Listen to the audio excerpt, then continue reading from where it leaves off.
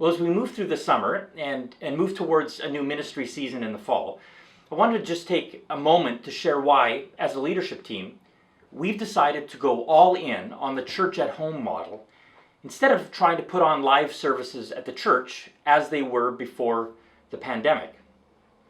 One of our guiding principles, a core value of our church, is life together. We believe that the Christian life cannot be reduced down to a bunch of practices and routines that one could just engage in on their own. It is fundamental to following Jesus that we do so in community. Even for an introvert like me, who can happily do much of life in isolation or with just a few close people in my life, I know that walking deeply with others on the journey of faith, practically loving one another, encouraging one another, learning from one another, experiencing the highs and lows together, this is not only a deep need God has put into every human heart, but walking this way is actually also an act of obedience to Jesus. Even the most basic biblical description of the early churches, in them we see that life together was foundational. Acts 2:42. The first believers devoted themselves to the apostles' teaching and to fellowship, to the breaking of bread and to prayer. These are deeply communal practices, and they exist as the hallmarks of the faithful church in every and any age.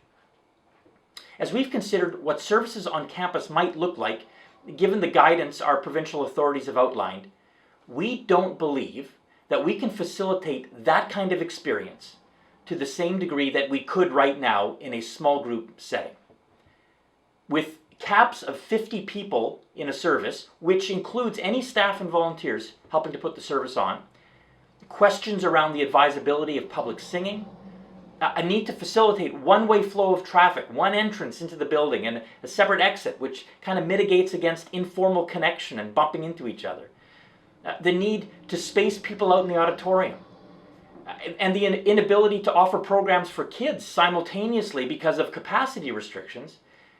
We believe that much of the value that has been a huge part of our large corporate gatherings and experiences in the past would be lost, including removing so much of the interpersonal element we are used to in that setting.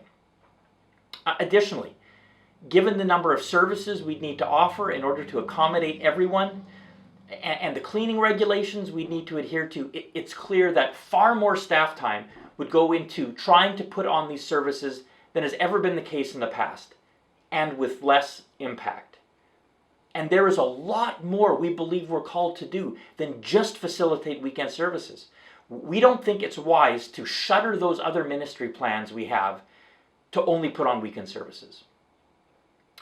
And while I also know that there are some who would want the church to ignore the guidance given by our authorities and just go back to meeting in full services, we believe strongly that to do so would not only damage our witness in front of a watching world, it would also demonstrate negligence on our part when it comes to caring about the health and safety of those in our broader community. Jesus' command to serve others and to love our neighbors is instructive to us in our choice to cooperate with measures that help reduce the spread of COVID-19.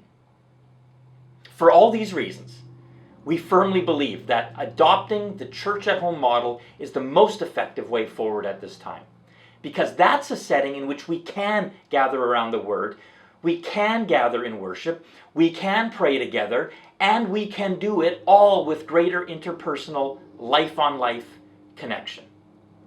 Yes, it takes more effort and more personal ownership to get together with other people to view the service, especially if you're the one stepping up to host or lead the group. There's no sugarcoating that reality. And are there challenges to finding appropriate spaces or dealing with the technical side of showing the service video? Absolutely. I fully recognize that. And yet if living together faithfully as the church, in the way Jesus imagined it and the way the early Christians imagined it, I mean, if that is important to us, I know we can find solutions to all the challenges we might come across. We're a smart and resourceful group of people. We can do this. So I'm asking you, would you make the effort to move with us to the church at home model? We already have folks who are asking for help and connecting in this way, but we need others of you to also say yes so that we can successfully create some new groups. And we need some of you to commit to providing the space so that these groups can actually meet. So please, contact the church office if you want help getting connected, or if you can offer to host a church at home at your place. In the next weeks, we'll roll out some additional resources to help you engage in the church at home model, and we'll also tell you about some initiatives for how we want to help those who might be unable to make the shift to a church at home gathering for whatever reason. But in this moment, as a starting place, I'm asking you, would you give serious consideration to how you could also jump on board and join us in this church at home initiative?